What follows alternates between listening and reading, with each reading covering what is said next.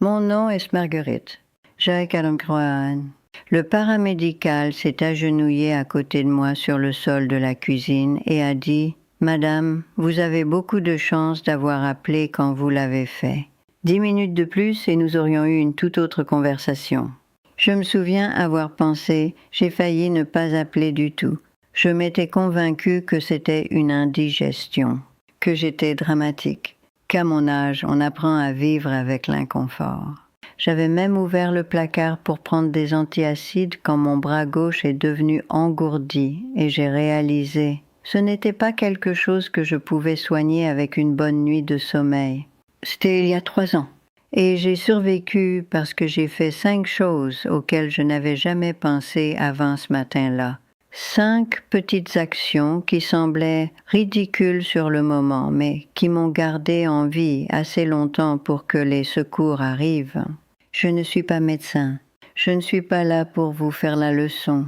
Je suis juste quelqu'un qui a vécu la chose que la plupart d'entre nous pensent ne jamais nous arriver, ou si ça arrive, que quelqu'un d'autre sera là pour s'en occuper.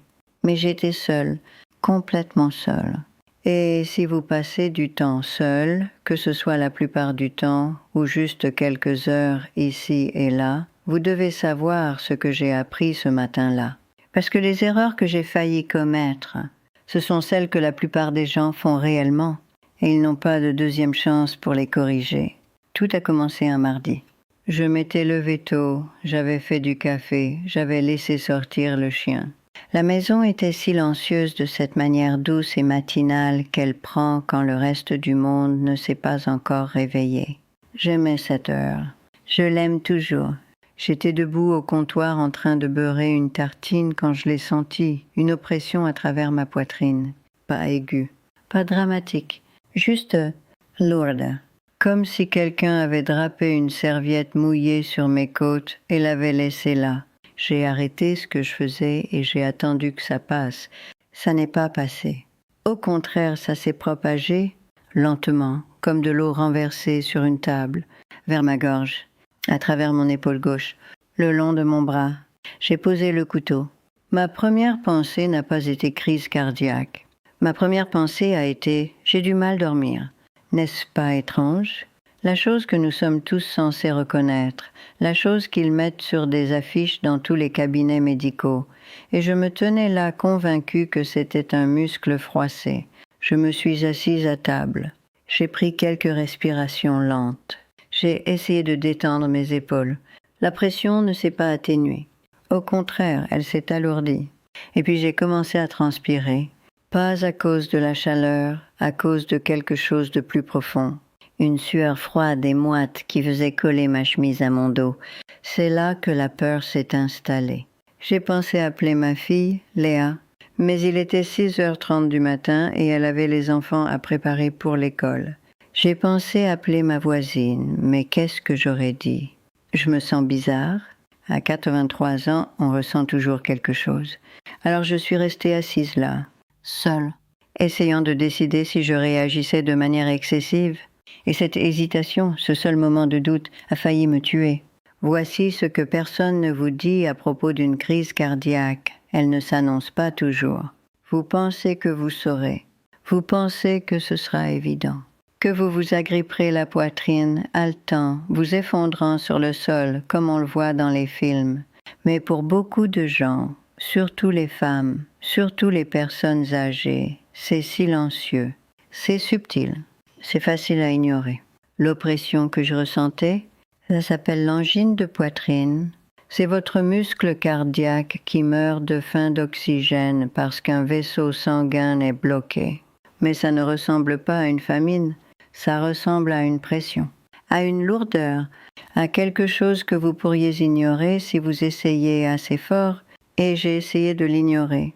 Je me suis dit, c'est peut-être de l'anxiété. C'est peut-être des brûlures d'estomac, je suis peut-être juste fatiguée. J'ai tout fait sauf la seule chose que j'aurais dû faire. Je n'ai pas appelé à l'aide. J'ai repensé à ce matin-là 1000 fois depuis, et à chaque fois, je reviens à la même question. Pourquoi n'ai-je pas simplement décroché le téléphone? La réponse, je pense, est celle-ci. Je ne voulais pas avoir tort. Je ne voulais pas appeler le 15, voir l'ambulance arriver avec les lumières et les sirènes, pour découvrir que j'avais fait perdre le temps de tout le monde pour une petite indigestion.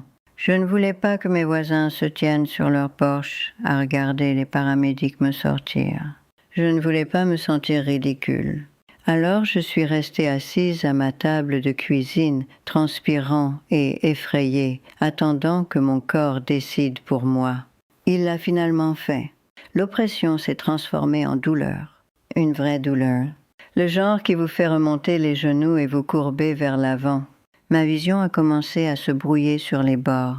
Ma respiration est devenue superficielle. Et j'ai réalisé, je vais mourir sur cette chaise si je ne fais pas quelque chose tout de suite. J'ai attrapé mon téléphone.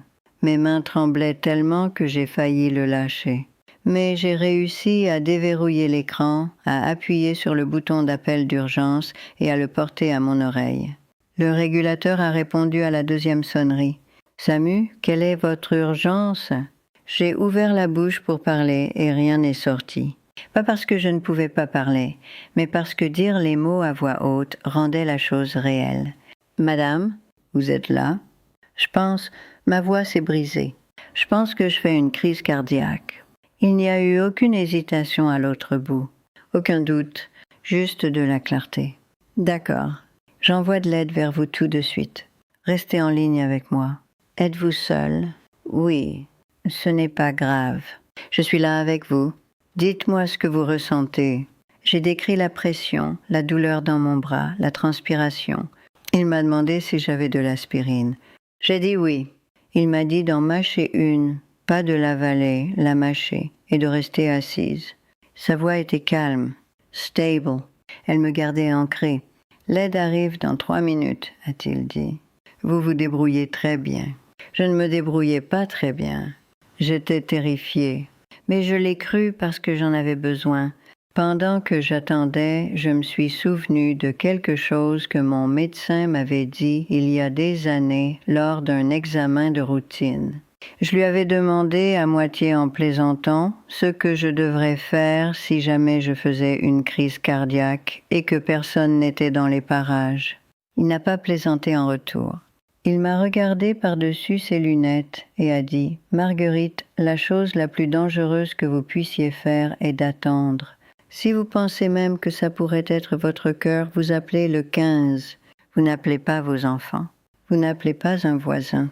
Vous appelez des professionnels et vous le faites immédiatement. » J'avais hoché la tête à l'époque, rangé ça quelque part et n'y avais plus jamais repensé. Jusqu'à ce matin-là.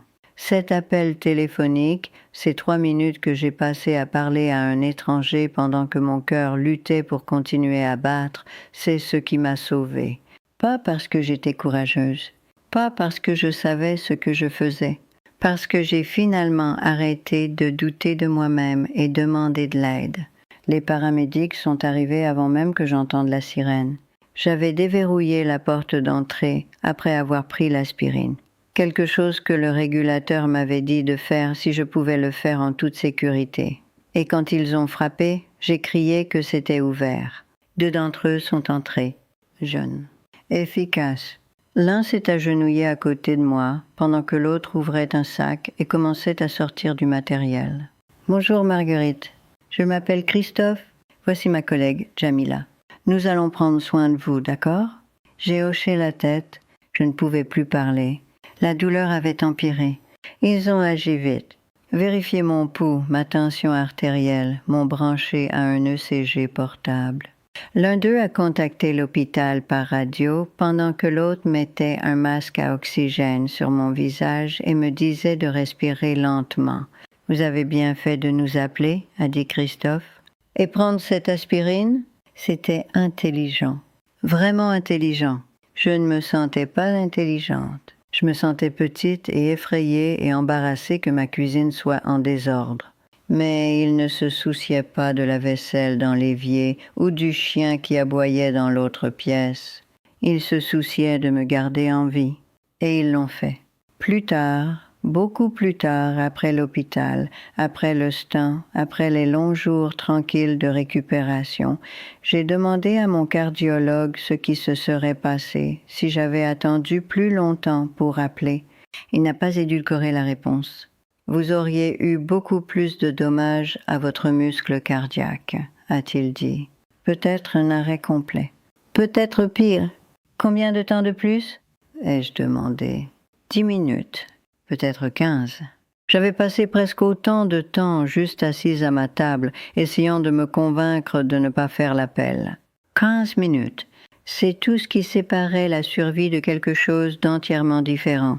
Alors voici la première chose que vous devez savoir. La chose que j'ai apprise en étant assise seule sur le sol de ma cuisine, transpirant à travers mes vêtements, convaincue que je réagissais de manière excessive. Si vous pensez que ça pourrait être une crise cardiaque, vous appelez le 15. Immédiatement. Vous n'attendez pas de voir si ça empire. Vous n'essayez pas de vous convaincre que c'est autre chose. Vous ne vous inquiétez pas d'être embarrassé. Parce que la vérité est celle-ci. Les secouristes préfèrent se déplacer et découvrir que vous allez bien plutôt que d'arriver 10 minutes trop tard. Il n'y a aucune pénalité pour avoir tort. Il n'y a que la pénalité pour avoir attendu. J'ai attendu, et j'ai failli le payer de ma vie. Le régulateur m'a dit plus tard que la plupart des gens qui survivent à une crise cardiaque à domicile font une chose correctement. Ils appellent tôt. Pas quand ils sont sûrs. Pas quand la douleur est insupportable.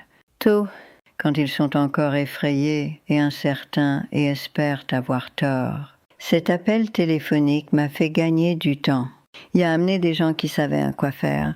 Il m'a empêché de prendre des décisions que je n'étais pas équipée pour prendre. Et c'est la raison pour laquelle je suis toujours là. Mais appeler à l'aide n'était que le début. Parce qu'une fois que j'avais fait cet appel, une fois que j'avais admis à voix haute que quelque chose n'allait vraiment pas, j'ai dû faire quelque chose que je n'avais jamais fait auparavant dans ma vie. J'ai dû croire que je pouvais me maintenir en vie jusqu'à ce que quelqu'un d'autre arrive. Et cela signifiait faire des choses qui semblaient maladroites, inconfortables, voire un peu ridicules. Des choses que je vais vous dire maintenant, parce que les erreurs que j'ai failli commettre, les instincts contre lesquels j'ai dû lutter, ce sont ceux qui coûtent la vie aux gens. Et je ne veux pas que ce soit vous. Après avoir raccroché avec le régulateur, mais avant que les paramédics n'arrivent, j'ai fait quelque chose qui semblait presque absurde sur le moment. Je suis restée parfaitement immobile. Pas parce que je le voulais, parce que chaque instinct dans mon corps me criait de faire quelque chose. Me lever, bouger, trouver de l'aide, régler ça. Mais je me souvenais de ce que le régulateur avait dit. Ne vous levez pas à moins que ce soit absolument nécessaire. Restez aussi immobile que possible. Alors je suis restée assise là, à ma table de cuisine, les mains croisées sur mes genoux, respirant lentement, essayant de ne pas paniquer. Et cette immobilité forcée et inconfortable, est peut-être la deuxième chose qui m'a gardée en vie. Voici ce que je ne comprenais pas alors. Quand votre cœur lutte, chaque mouvement que vous faites lui demande de travailler plus dur. Se lever, traverser la pièce, même trop parler. Tout cela demande de l'oxygène. Et quand votre cœur ne peut pas délivrer d'oxygène parce qu'un vaisseau sanguin est bloqué, chaque demande supplémentaire vous pousse plus près du bord. Le paramédical me l'a expliqué plus tard, après que tout se soit calmé. Quand les gens ont des douleurs thoraciques, leur premier instinct est de se lever et de bouger, a-t-il dit. Ils font les 100 pas. Ils cherchent leur clé. Ils essaient de se conduire eux-mêmes à l'hôpital, et parfois cet effort supplémentaire est ce qui les fait basculer dans l'arrêt cardiaque. J'avais failli faire exactement ça. Avant d'appeler le 15, je m'étais effectivement levée de table. J'avais pensé à prendre mon sac à main, trouver ma carte vitale, mettre des vêtements différents. Je voulais être prête quand l'aide arriverait. Mais le régulateur m'a arrêtée. « Marguerite, j'ai besoin que vous vous rasseyiez. Maintenant, ne bougez pas à moins d'y être obligée. » Sa voix était ferme, pas méchante mais absolue. Alors je me suis assise. Et je suis restée assise jusqu'à ce que les paramédics franchissent ma porte. C'est une si petite chose. S'asseoir. Rester immobile. Ça ne semble pas héroïque. Ça ne semble même pas utile. Mais ça a économisé de l'énergie que mon cœur n'avait pas à perdre. J'ai beaucoup réfléchi à ça depuis. Combien de choses qui vous gardent en vie dans une crise sont l'opposé de ce que votre corps veut faire. Votre corps veut fuir, réparer, prendre le contrôle, mais parfois la survie signifie ne rien faire du tout.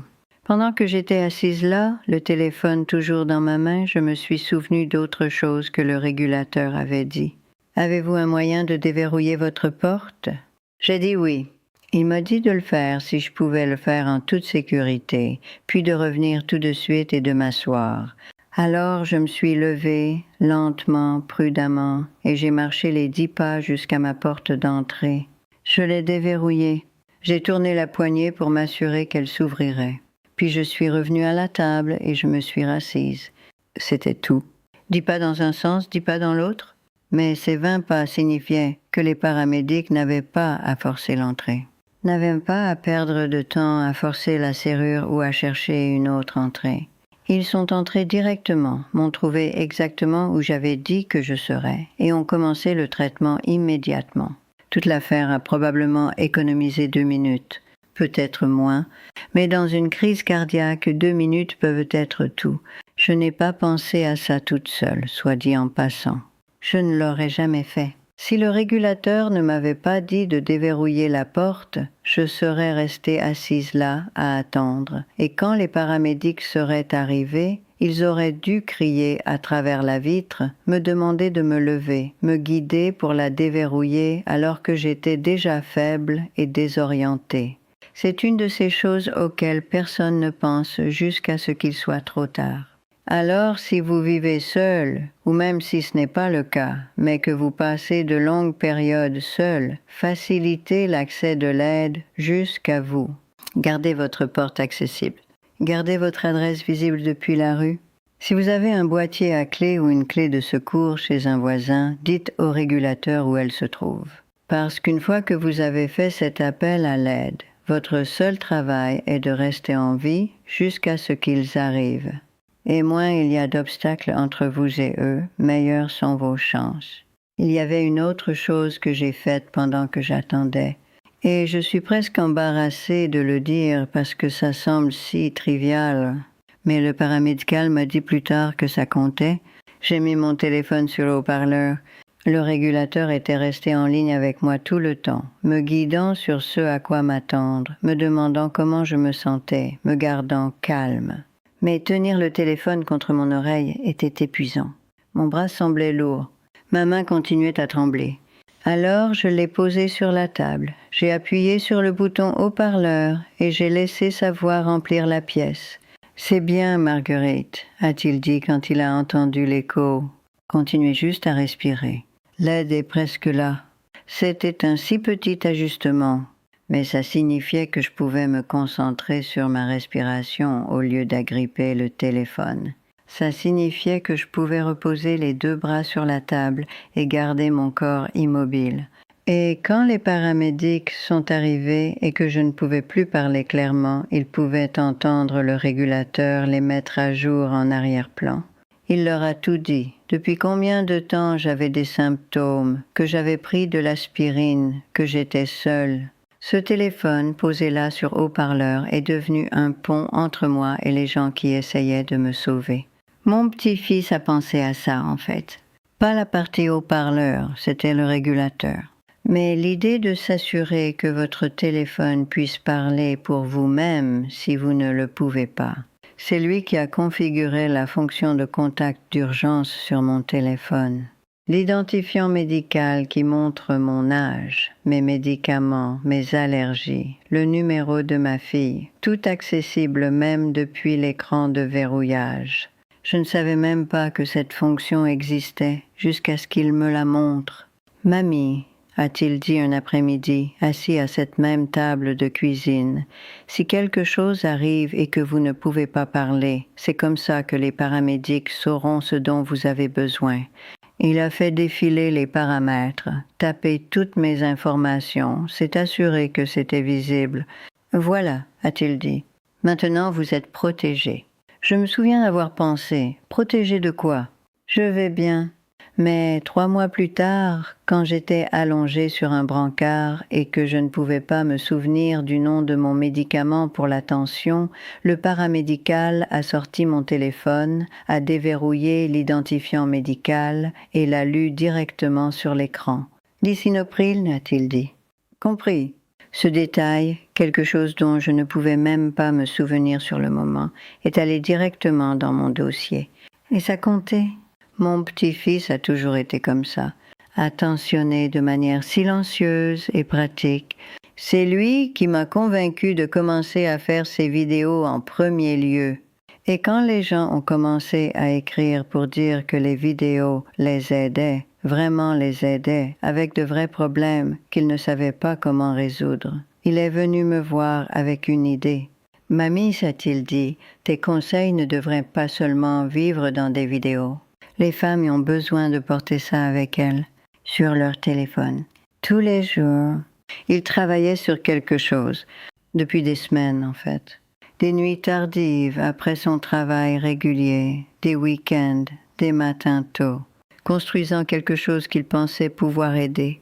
Il l'a appelé l'application Liberté et il l'a construite pour moi. Enfin, pour moi et pour les femmes comme moi. Les femmes qui veulent rester indépendantes, rester en sécurité, rester dans leur propre maison aussi longtemps que possible. Les femmes qui en ont assez d'être traitées comme si elles étaient fragiles juste parce qu'elles sont plus âgées. Dans l'application, il y a tout ce que j'aurais aimé avoir il y a des années.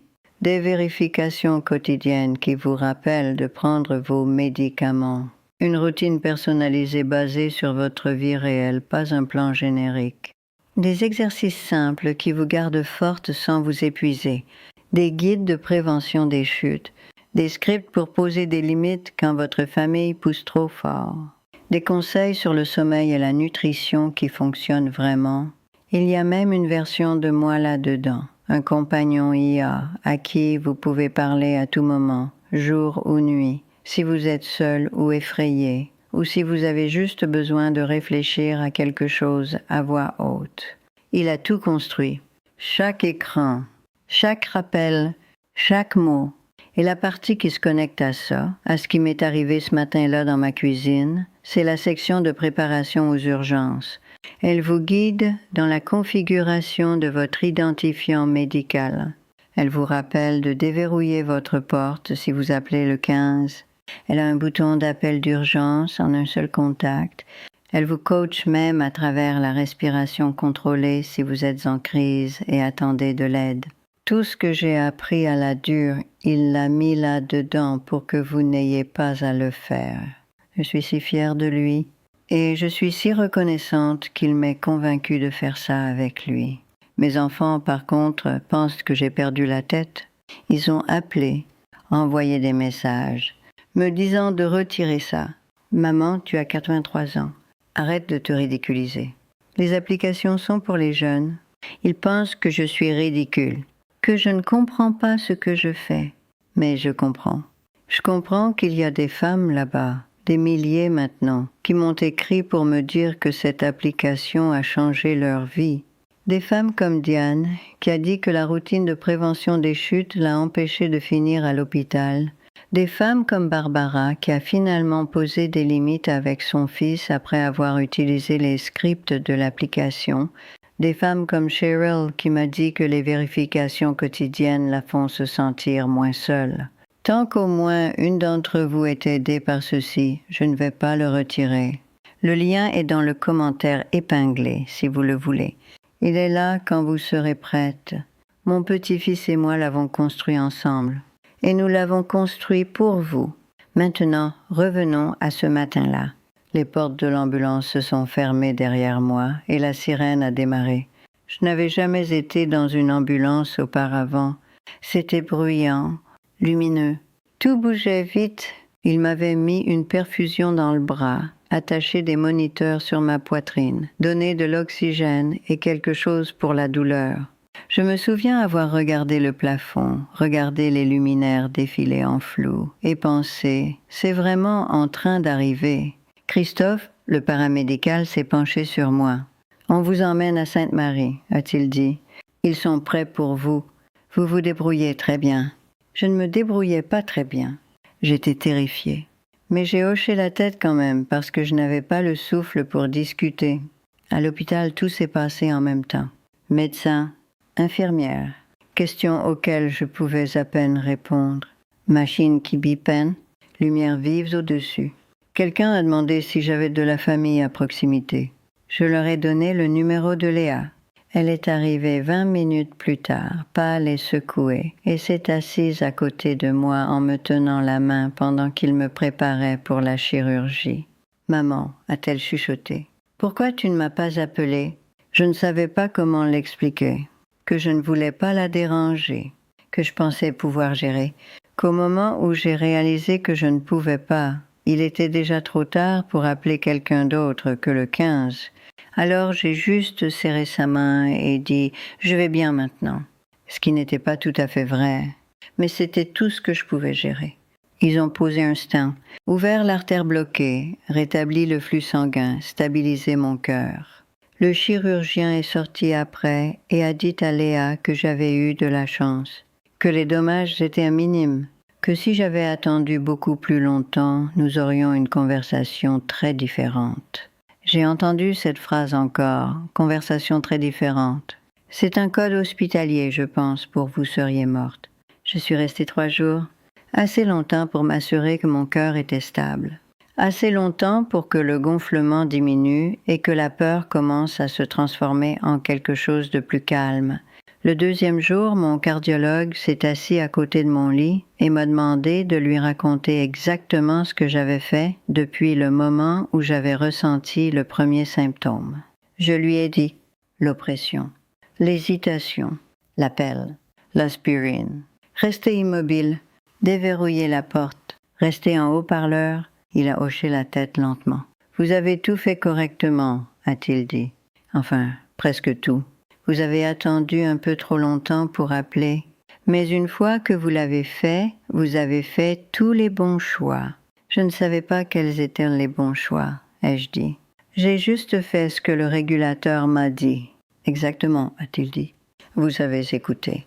Vous êtes resté calme. Vous n'avez pas essayé d'être une héroïne. C'est ce qui vous a sauvé. Mais voici la partie qui reste avec moi. Avant de partir, il a dit quelque chose que je n'attendais pas. Marguerite, beaucoup de gens de votre âge ne survivent pas à ça. Pas parce que leurs cœurs sont plus faibles, mais parce qu'ils attendent. Ils minimisent.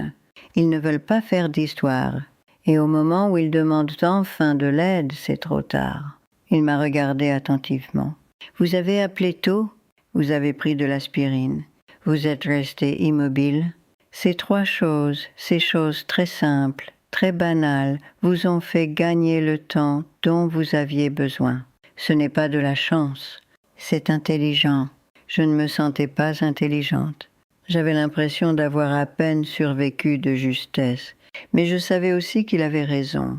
Parce que si j'avais attendu même 10 minutes de plus, si je m'étais convaincue que ce n'était rien, si j'avais essayé de conduire moi-même, si je m'étais levée et avais bougé en essayant d'arranger les choses, je ne serais pas là. Alors voici ce que je veux que vous compreniez. Les choses qui vous sauvent dans une crise ne sont pas dramatiques. Elles sont petites, silencieuses, presque embarrassantes de simplicité. Appeler à l'aide même quand vous n'êtes pas sûr. Prendre de l'aspirine si vous en avez. Rester immobile même quand chaque instinct dit de bouger. Déverrouiller votre porte pour que l'aide puisse vous atteindre. Mettre votre téléphone sur haut-parleur pour ne pas avoir à le tenir. Ce ne sont pas des actions héroïques, ce sont des actions pratiques. Et elles fonctionnent. J'ai appris autre chose aussi. J'ai appris que survivre seul ne signifie pas que vous devez être seul. Le régulateur est resté avec moi. Les paramédics sont venus vers moi. L'hôpital a pris le relais quand je ne pouvais plus le faire. Je n'étais pas seule. J'étais juste la première intervenante de ma propre urgence et c'est tout ce que vous devez être. Vous n'avez pas à réparer, Vous n'avez pas à vous sauver vous-même. Vous devez juste gagner assez de temps pour que les gens qui peuvent vous sauver arrivent. C'est tout. C'est tout le travail. Après être rentrée de l'hôpital, j'ai commencé à penser différemment au fait d'être seule. Pas que je voulais déménager, pas que j'avais besoin de quelqu'un qui plane au-dessus de moi tout le temps, mais j'ai réalisé que j'avais besoin de systèmes, de plans de secours, de petits filets de sécurité sur lesquels je pouvais compter si quelque chose se reproduisait. Je me suis assurée que mes voisines avaient une clé. J'ai mis mes informations médicales quelque part de visible. J'ai pratiqué le déverrouillage de ma porte depuis le canapé, juste pour m'assurer que je pouvais le faire même si je me sentais faible. Et je me suis assurée que mon téléphone, ma bouée de sauvetage littérale, était toujours chargée, toujours à portée de main, toujours prêt. Parce que la vérité est que j'ai eu de la chance ce matin-là. J'avais assez de force pour faire l'appel, assez de clarté pour suivre les instructions. Assez de temps entre le premier symptôme et le pire moment. Mais tout le monde n'en a pas, et je ne veux pas compter sur la chance à nouveau. Il y a une autre chose qui s'est passée que je ne vous ai pas encore dite. Quelque chose que j'ai fait en étant assise à cette table, attendant de l'aide, que je ne réalisais même pas que ça comptait jusqu'à beaucoup plus tard. Et c'est la chose à laquelle je pense le plus quand je me souviens de ce matin. Mais je vous en parlerai ensuite. La chose que je ne réalisais pas qui comptait, la chose que j'ai failli ne pas faire, était celle-ci. J'ai contrôlé ma respiration. Pas parfaitement. Pas comme une experte en méditation, mais assez pour empêcher mon cœur de s'emballer hors de contrôle. Assez pour arrêter la panique de me faire basculer. Quand la douleur s'est propagée dans mon épaule et que j'ai commencé à transpirer, ma respiration est devenue superficielle, rapide, comme si je venais de monter un escalier en courant. Je pouvais sentir mon cœur battre, fort, irrégulier, frénétique. Et j'ai pensé, si je ne peux pas me calmer, ça va empirer. Je ne sais pas d'où cette pensée est venue. Peut-être quelque chose que j'avais lu il y a des années. Peut-être juste l'instinct. Mais je me suis souvenue d'une infirmière qui m'avait dit une fois, quand j'étais anxieuse, avant une procédure, « Respiration lente. Inspirez par le nez, expirez par la bouche.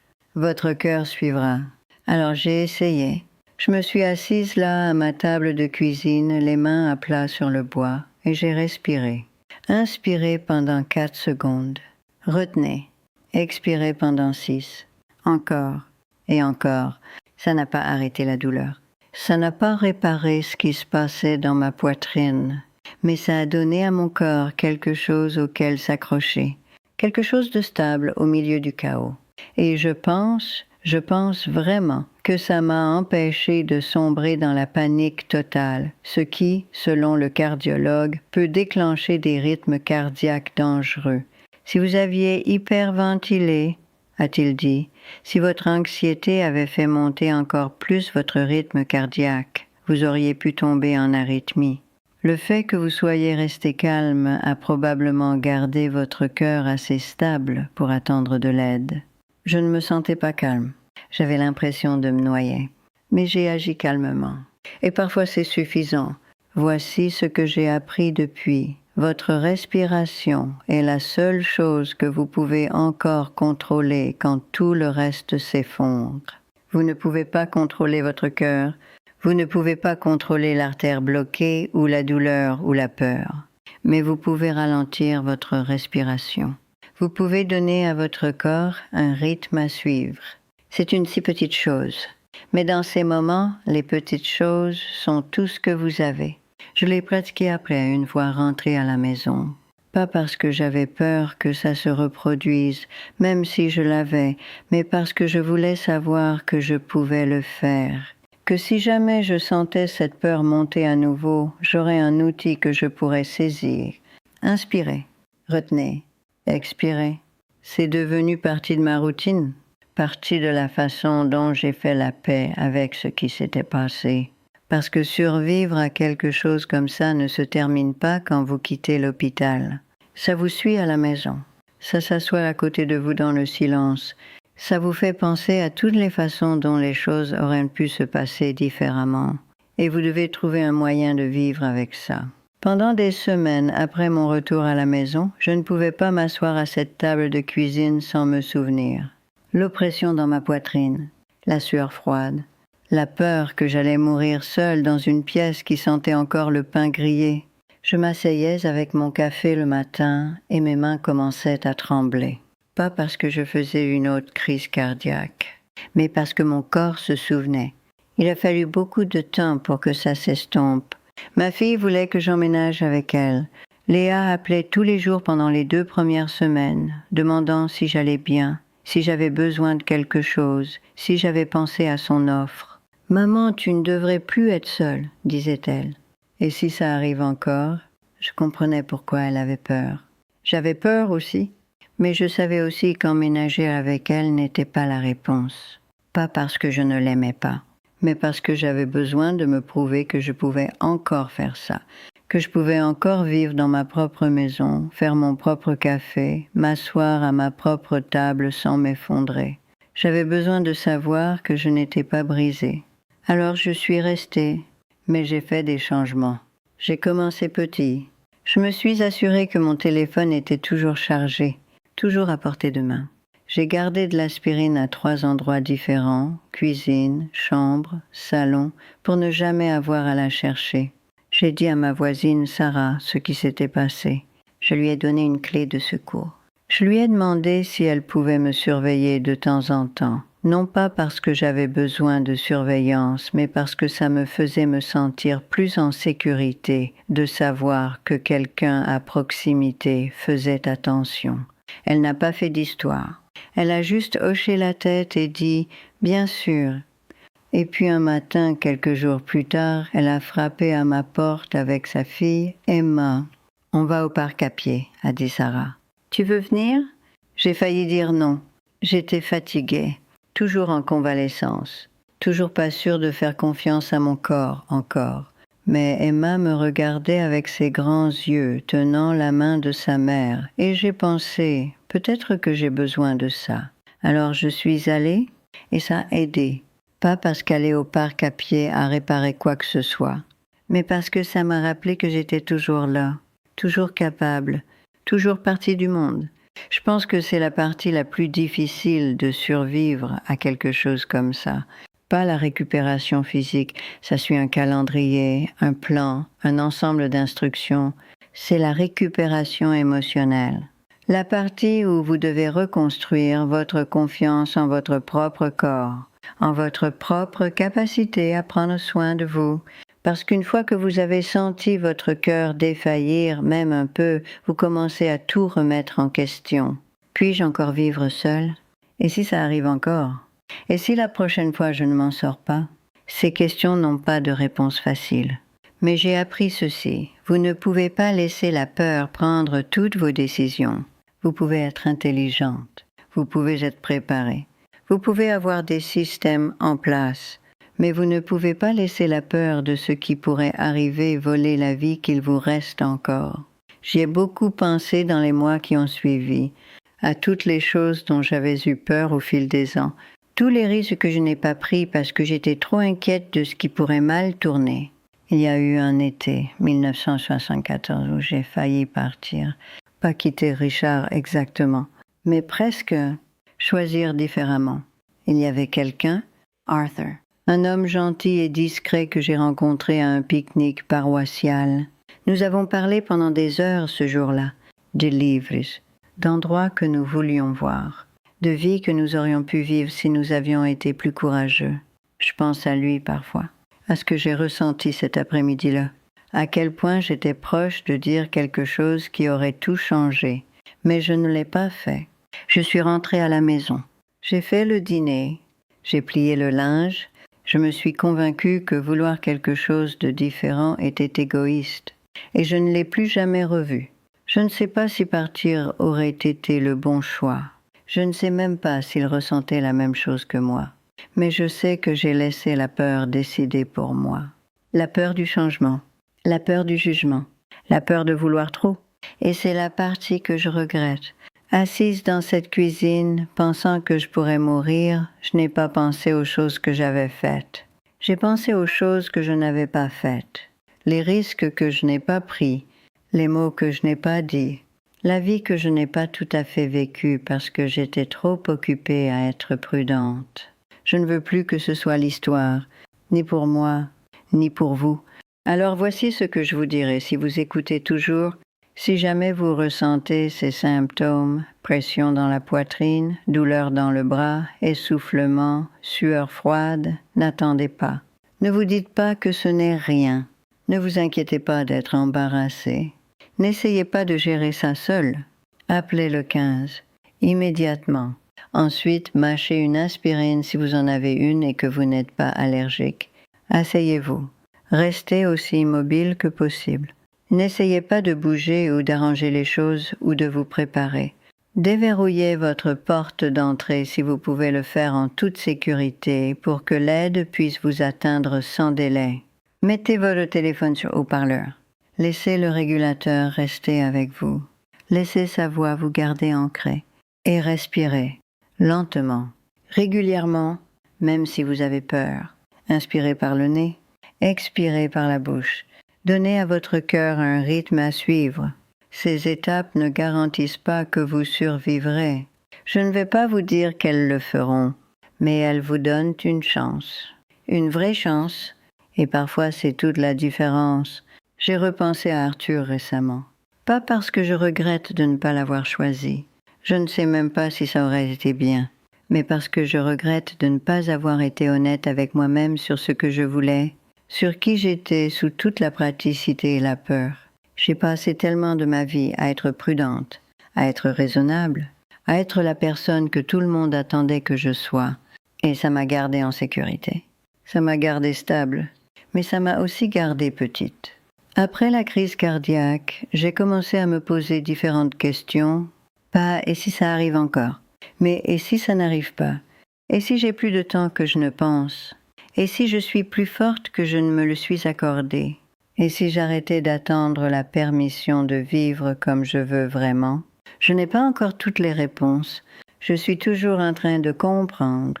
Mais je sais ceci, survivre à ce matin ne m'a pas juste donné plus de temps.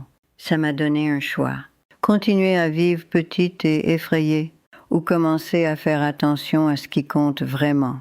Je m'assois toujours à cette table de cuisine chaque matin, mais ça ne me fait plus peur. Maintenant, quand je m'assois là, je pense à toutes les choses pour lesquelles je suis reconnaissante. L'appel téléphonique que j'ai fait, le régulateur qui est resté avec moi, les paramédics qui savaient exactement quoi faire, l'aspirine dans mon placard, la porte que j'ai déverrouillée, la respiration que j'ai appris à ralentir, la voisine qui prend de mes nouvelles, le petit-fils qui a construit quelque chose pour me garder en sécurité, la fille qui me voulait proche même quand j'avais besoin de rester, et le fait que je suis toujours là, toujours en train de boire mon café, toujours en train de regarder la lumière du matin entrer par la fenêtre, toujours partie de ce monde. Vous ne pouvez pas choisir quand votre cœur défaille, mais vous pouvez choisir ce que vous faites quand ça arrive. Vous pouvez choisir si vous appelez à l'aide ou attendez en silence, si vous agissez ou gelez, si vous vous battez pour le temps qu'il vous reste ou le laissez s'échapper parce que vous ne vouliez pas faire d'histoire. J'ai failli faire le mauvais choix. J'ai failli attendre trop longtemps, mais je ne l'ai pas fait. Et c'est pourquoi je suis là, à vous parler maintenant. S'il y a quelque chose que je veux que vous reteniez de ceci, ce n'est pas une liste d'étapes ou un ensemble d'instructions. C'est ceci. Vous valez la peine d'être sauvé. Même si vous êtes seul, même si vous avez peur, même si vous pensez que vous réagissez de manière excessive, vous valez l'appel téléphonique, valez l'ambulance, valez la perturbation et le bruit et les histoires. Votre vie compte encore. Et les gens qui vous aiment, même s'ils ne savent pas toujours comment le montrer, veulent que vous restiez. Alors si jamais vous ressentez cette pression dans votre poitrine, cette oppression dans votre bras, cette sueur froide qui coule dans votre dos, n'attendez pas, ne vous en dissuadez pas. Ne laissez pas la peur ou l'embarras ou l'entêtement vous empêcher de demander de l'aide. Décrochez juste le téléphone, c'est tout ce que vous avez à faire. Le reste, ils s'en occuperont pour vous. Je ne sais pas combien de temps il me reste. Personne ne le sait. Mais je sais que je suis reconnaissante pour le temps qui m'a été donné, pour les matins, pour le silence, pour les gens qui prennent toujours des nouvelles, pour la deuxième chance que j'ai failli ne pas avoir. Et je sais que si ça arrive encore, si mon cœur décide qu'il en a assez, je n'hésiterai pas cette fois. J'appellerai, je m'assoirai, je respirerai, et je croirai que j'ai fait assez. Merci d'avoir été avec moi aujourd'hui, d'avoir écouté une vieille femme parler du matin le plus difficile de sa vie. J'espère que vous n'aurez jamais besoin de ces étapes. J'espère que votre cœur restera fort et stable pendant des années à venir. Mais si c'est le cas, si ce moment arrive jamais, j'espère que vous vous souviendrez de ce que je vous ai dit. Et j'espère que vous choisirez de rester. Avant que vous partiez, je veux vous parler de quelque chose que je suis presque trop timide pour mentionner. J'ai écrit un livre, il y a des années maintenant, sur tout ce que j'ai appris, les leçons silencieuses, les vérités difficiles, les choses que j'aurais aimé que quelqu'un me dise quand j'étais plus jeune. Ma famille pense que je devrais le retirer, que je suis ridicule. Qu'une femme de 83 ans n'a rien à faire à partager ses pensées avec des étrangers. Mais des gens m'ont écrit pour me dire que ça les a aidés, que ça a changé la façon dont ils voient leur propre vie. Alors il est toujours là. Pour l'instant, le lien est dans le commentaire épinglé, si vous le voulez. Je serais honorée si vous y jetiez un œil. Et si vous avez trouvé quelque chose de ceci utile, si ça vous a fait réfléchir ou vous sentir un peu moins seul, je serais reconnaissante si vous vous abonniez. Pas parce que j'ai besoin des chiffres, mais parce que ça me dit que vous écoutez toujours. Et ça compte plus pour moi que vous ne le savez. Prenez soin de vous. Et si jamais vous avez besoin d'aide, demandez-la. Vous le valez.